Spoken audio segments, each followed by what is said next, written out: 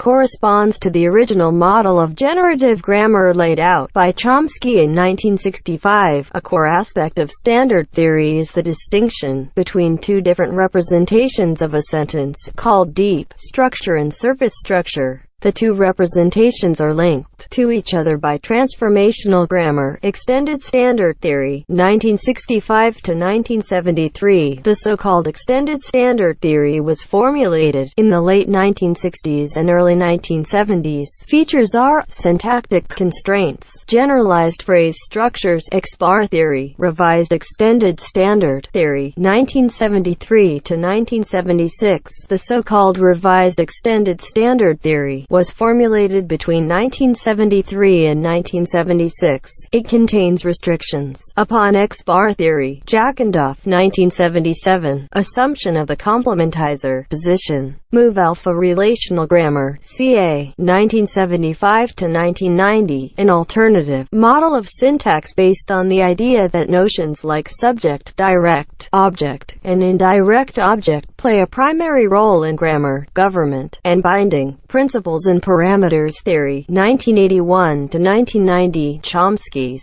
Lectures on Government and Binding, 1981, and Barriers, 1986. Minimalist Program, 1990. Present context-free grammars. Generative grammars can be described and compared with the aid of the Chomsky hierarchy proposed by Chomsky in the 1950s. This sets out a series of types of formal grammars with increasing expressive power. Among the simplest types are the regular grammars. Type 3. Chomsky claims that these are not adequate as models for human language because of the allowance of the center embedding of strings within strings. In all natural human languages, at a higher level of complexity are the context-free grammars. Type 2. The derivation of a sentence by such a grammar can be depicted as a derivation tree. Linguists working within generative grammar often view such trees as a primary object of study. According to this view, a sentence is not merely a string of words. Instead, adjacent words are combined into constituents, which can then be further combined with other words or constituents to create a hierarchical tree structure. The derivation of a simple tree structure for the sentence, "The dog ate the bone," proceeds as follows.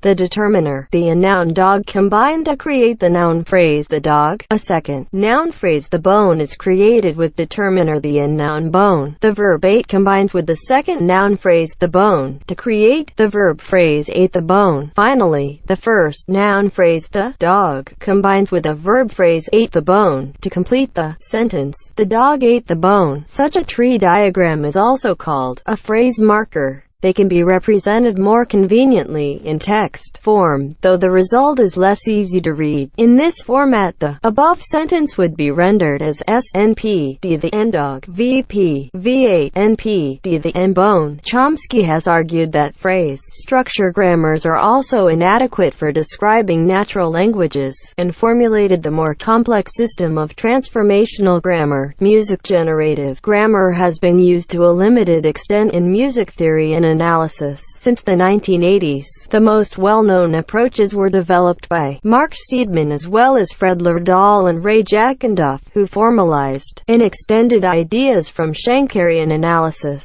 More recently, such early generative approaches to music were further developed and extended by various scholars. The theory of generative grammar has been manipulated by the Sun Ra revival post-krautrock orchestra in the development of their post-structuralist lyrics. This is particularly emphasized in their song Sun Ra meets Derry Lee. French composer Philippe Mannery applied the systematic of generative grammar to the field of contemporary classical music. Cognitive linguistics. Cognitive linguistics, CL, is an interdisciplinary branch of linguistics, combining knowledge and research from both psychology and linguistics. It describes how language interacts with cognition, how language forms our thoughts, and the evolution of language parallel with the change in the common mindset across time. According to Merriam-Webster, the word cognitive is defined as of relating to, being, or involving conscious intellectual activity, such as thinking, reasoning, or remembering. Merriam-Webster also defines linguistics linguistics as the study of human speech, including the units, nature, structure of, and modification of language. Combining those two definitions together to form cognitive linguistics would provide the notion of the concepts and ideas discussed in the realm of CL. Within CL, the analysis of the conceptual and experiential basis of linguistic categories is of primary importance. The formal structures of language are studied not as if they were autonomous, but as reflections of general conceptual organization, categorization, principles, processing mechanisms, and experiential and environmental influences. Since cognitive linguistics sees language as embedded in the overall cognitive capacities of human beings, topics of special interest for cognitive linguistics include the structural characteristics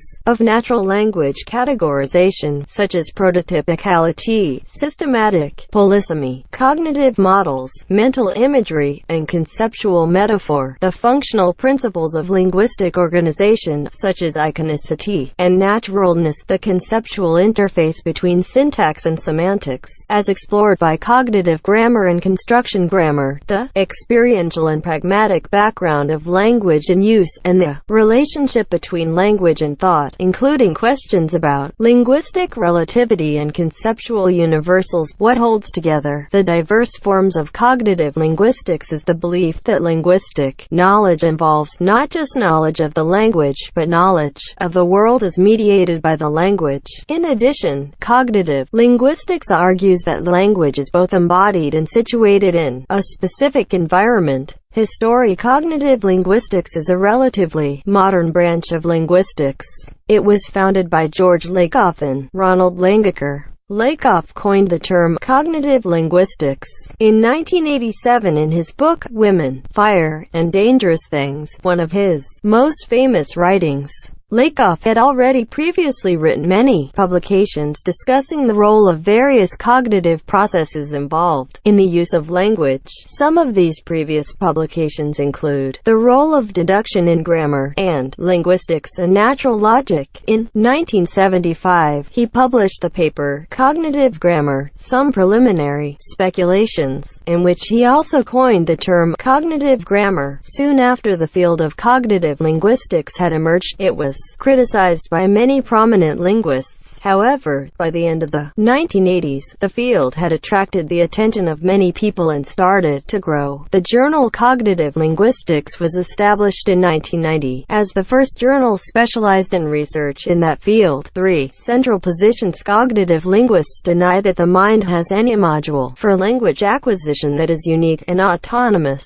This stands in contrast to the stance adopted by Noam Chomsky and others in the field of generative grammar. Although cognitive linguists do not necessarily deny that part of the human linguistic ability is innate, they deny that it is separate from the rest of cognition. They thus reject a body of opinion in cognitive science suggesting that there is evidence for the modularity of language, departing from the tradition of truth-conditional semantics. Cognitive linguists view meaning in terms of conceptualization. Instead of viewing meaning in terms of models of the world, they view it in terms of mental spaces. They argue that knowledge of linguistic phenomena, i.e., phonemes, morphemes, and syntax, is essentially conceptual in nature. However, they assert that the storage and retrieval of linguistic data is not significantly different from the storage and retrieval of other knowledge, and that use of language in understanding employs similar cognitive abilities